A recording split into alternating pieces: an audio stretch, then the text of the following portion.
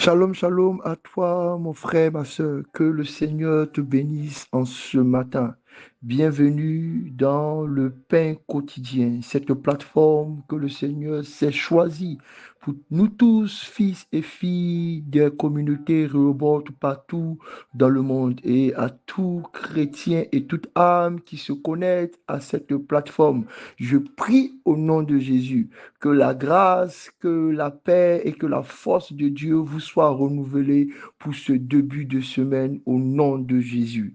Nous sommes aujourd'hui le lundi 24 mars 2025 et comme à notre accoutumée, nous démarrons cette semaine avec un nouveau thème pour cette semaine qui est entretenir la joie dans le service. Et pour rappel, le thème de notre mois, c'est servir Dieu avec joie.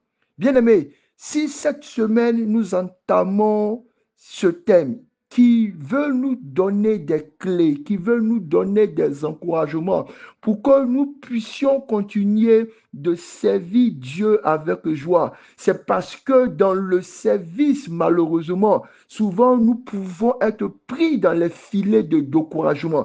Nous pouvons être pris dans les filets de conflit. Nous pouvons être pris dans les filets de renoncement, abandonner même le service de Dieu à cause des problèmes internes, les problèmes qui sont liés à notre croissance spirituelle, mais aussi à cause des attaques de l'ennemi et à cause aussi de tous les conflits et de toutes les situations qui tournent autour du service. Mais Dieu a une parole pour nous en ce matin. Dieu a un mot d'encouragement pour nous en ce matin, pour que nous puissions entretenir cette joie. C'est bien vrai que nous servons Dieu, mais si nous le servons avec joie, si nous le servons avec passion, si nous le servons avec amour, si nous le servons avec enthousiasme, notre service sera encore plus agréable au devant de l'Éternel.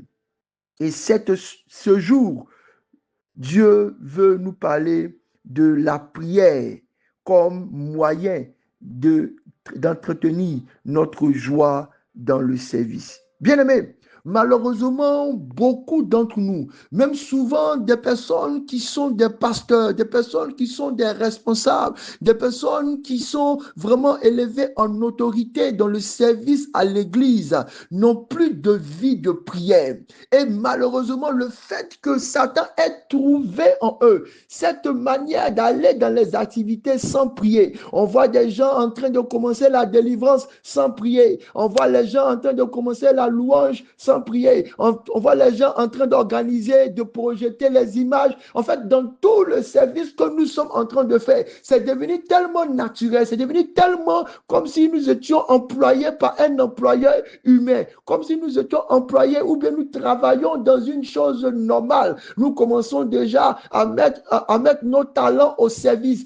C'est devenu tellement des coutumes et des rituels que nous oublions de prier. Et Satan se réjouit de cela parce qu'il sait que la prière est la preuve d'une intimité. La prière est une garde qui s'élève autour de nous. Et malheureusement, ça laisse automatiquement des portes ouvertes. Et dans notre service, il peut arriver des conflits, il peut arriver des palabres, il peut arriver du découragement. On peut même prendre des attaques sataniques parce que nous ne sommes pas préparés. Et Dieu nous dit et veut nous rappeler en ce début de semaine, regarde, je t'ai appelé à me servir. Je t'ai donné tous les talents pour me servir. Mais je veux que tu protèges ce service-là dans la prière. Que tu protèges ce service-là dans la prière. Bien aimé, même Jésus qui était venu servir et réaliser ce que Dieu a voulu pour lui. La Bible dit qu'il se levait le matin, il partait prier, télécharger l'agenda, télécharger le calendrier, télécharger le chronogramme de ce que Dieu veut lui donner de faire le matin. Et il revenait chargé, galvanisé pour aller. On pouvait l'insulter le matin, mais Dieu avait déjà béni sa prière. On lui donnait la force de surmonter les insultes.